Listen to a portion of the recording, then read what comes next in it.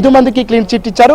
రేపు మరొక 3 ఎమ్మెల్యేల విషయంలో దాదాపు ఇదే సిచ్యువేషన్ రిపీట్ అయ్యే అవకాశం ఉంది.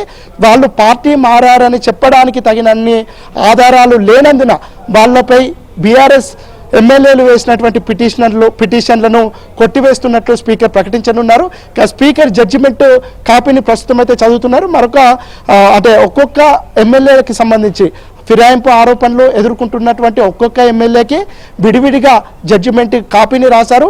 ఆ జడ్జిమెంట్ కాపీలో తాను ఈ నిర్ణయం తీసుకోవడానికి గల కారణాలను కూడా స్పీకర్ విశ్లేషించినట్టు తెలుస్తూ ఉంది. మొత్తానికైతే ఈ కాపీని మరి కాసేపట్లోనే అసెంబ్లీకి సంబంధించినటువంటి వెబ్సైట్లో పబ్లిష్ చేసే అవకాశం ఉంది. ఇక పిటిషన్లు వేసినటువంటి ఎమ్మెల్యేలు కూడా ప్రస్తుతం అసెంబ్లీకి వచ్చారు.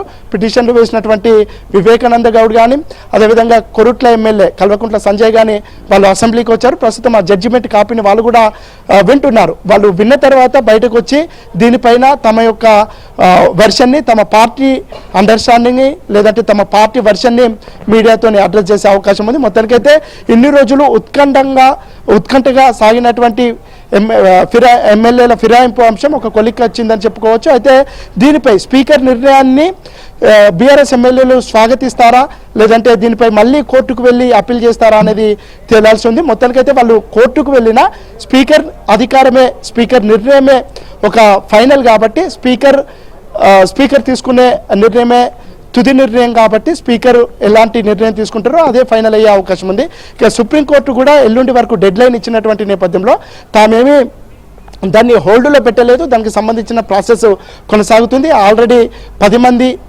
ఫిరాయింపు ఆరోపణలు ఎదుర్కొంటున్నటువంటి ఎమ్మెల్యేలో 8 మందికి సంబంధించినటువంటి జడ్జిమెంట్ కూడా ఇచ్చేసాము. మరొక 2 ఎమ్మెల్యేలు తమకు నోటీసులు సర్వ్ చేసినప్పటికీ తమకు మరింత సమయం కావాలి రిప్లై ఇవ్వడానికి అని కోరినటువంటి నేపథ్యంలో వాళ్ళకు సమయం ఇచ్చామని స్పీకర్ సుప్రీంకోర్టుకు తెలిపే అవకాశం ఉంది. సిద్ధార్థ్, ప్రధానంగా మీరు చెప్తున్నారు ఒక దానం కానీ కడియం కానీ వాళ్ళు ఇంకా ఆన్సర్ ఇవ్వలేదు నోటీసులకి అని చెప్పి, ఎలాంటి నిర్ణయం వెలువడే అవకాశం ఉంది? వీళ్ళిద్దరు కూడా రాజీనామాలు చేయబోతున్నారు కూడా వార్తలు వస్తున్న నేపథ్యంలో ఏ విధంగా ఉండబోతోంది? అయితే బయటనైతే చాలా చర్చ జరుగుతూ ఉంది. ఎందుకంటే బెంగాల్లో ముకుల్ రాయ్ టీఎంసీ నుంచి ఆయన బీజేపీ నుంచి గెలుపొంది టీఎంసీ పార్టీలో చేరారు.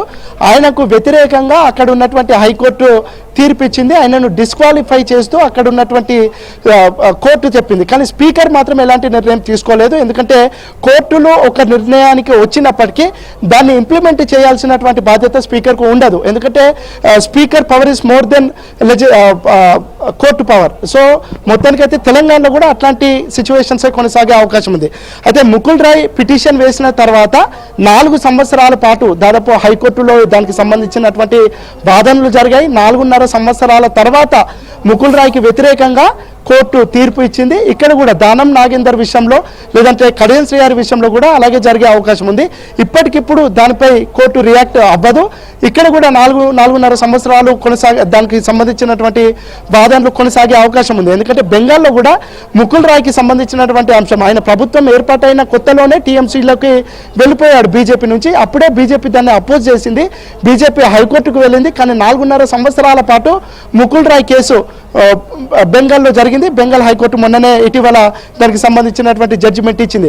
ఒకవేళ జడ్జిమెంట్ హైకోర్టు ఇచ్చినప్పటికీ దాన్ని ఇంప్లిమెంట్ చేసే అవసరం స్పీకర్కు ఉండదు. ఎందుకంటే స్పీకరే అసెంబ్లీ వ్యవహారాల వరకు స్పీకరే ఫైనల్ డిసిషన్. ఇక్కడ తెలంగాణకు సంబంధించినటువంటి అంశంలో కూడా దానం నాగేందర్ కడియం శ్రీహరి విషయంలో వీళ్ళు ఒకవేళ బీఆర్ఎస్ నేతలు ఒకవేళ హైకోర్టుకు వెళ్ళినా సుప్రీంకోర్టుకు వెళ్ళినా సుప్రీంకోర్టు కానీ హైకోర్టు కానీ స్పీకర్ను నిర్ణయం త్వరితగతిన తీసుకోమని చెప్తారు. కానీ ఏ నిర్ణయం తీసుకోవాలనే చెప్పే రైట్ ఇటు సుప్రీంకోర్టుకు కానీ హైకోర్టుకు కానీ లేదు.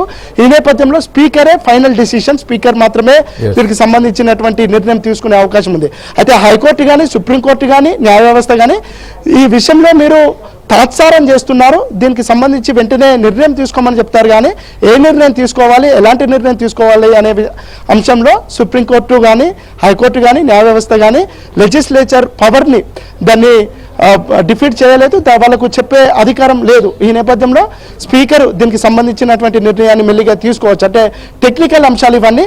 అయితే మొత్తానికైతే ఈ ఇద్దరు విషయంలో వీళ్ళపై ఖచ్చితంగా వేటు పడే అవకాశం ఉందని ఇటు బయట తెలంగాణ సమాజంలో చర్చ జరుగుతుంది. ఎందుకంటే కడియం శ్రీహరి తన బిడ్డకు సంబంధించి తన కూతురు కడియం కావ్య కాంగ్రెస్ పార్టీ నుంచి ఎంపీగా పోటీ చేసింది.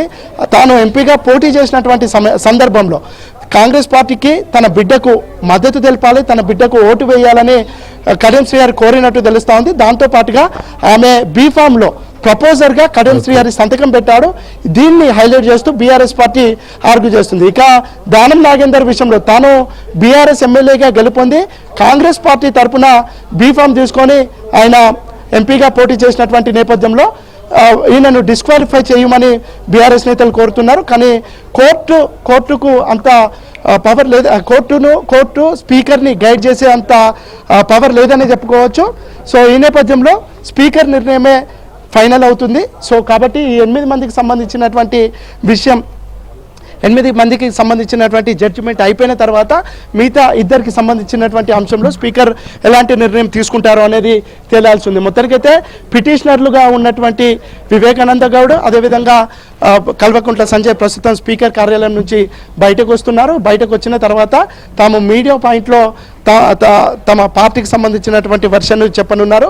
సో స్పీకర్ క్లీన్ చీట్ ఇచ్చినటువంటి నేపథ్యంలో దీనిపై ఎలా వ్యవహరిస్తారు, ఎలా స్పందిస్తారు అనేది తేలాల్సి ఉంది. మరి కాసేపట్లోనే పిటిషనర్లు ఇద్దరు బయటకు రానున్నారు. వాళ్ళు నేరుగా అసెంబ్లీ మీడియా పాయింట్కి వచ్చి తమ యొక్క వర్షన్ను చెప్పనున్నారు. మొత్తానికి ఈ క్లీన్ చీట్ ఇచ్చే అంశం పైన బీఆర్ఎస్ ఎమ్మెల్యేలు నెగిటివ్గా రియాక్ట్ అయ్యే అవకాశం ఉంది. ఎందుకంటే వాళ్ళు మొదటి నుంచి వీళ్ళు ఖచ్చితంగా డిస్క్వాలిఫై అవుతారు అనే అంశాన్ని పదే చెప్పుకుంటూ వస్తున్నారు. కానీ బీఆర్ఎస్ ఎమ్మెల్యేలు అంటే పిటిషనర్లు వేసినటువంటి పిటిషన్లను స్పీకర్ కొట్టేయడము, వాళ్లకు క్లీన్ చీట్ ఇవ్వడంతో దీనికి సంబంధించి మరికాసేపట్లోనే వాళ్ళు మీడియా పాయింట్కు రానున్నారు. మీడియా పాయింట్కి వచ్చిన తర్వాత తమ పార్టీ వెర్షన్ను, దాంతోపాటు స్పీకర్ ఇచ్చినటువంటి జడ్జిమెంట్పై తమ అభిప్రాయాన్ని తెలుపనున్నారు.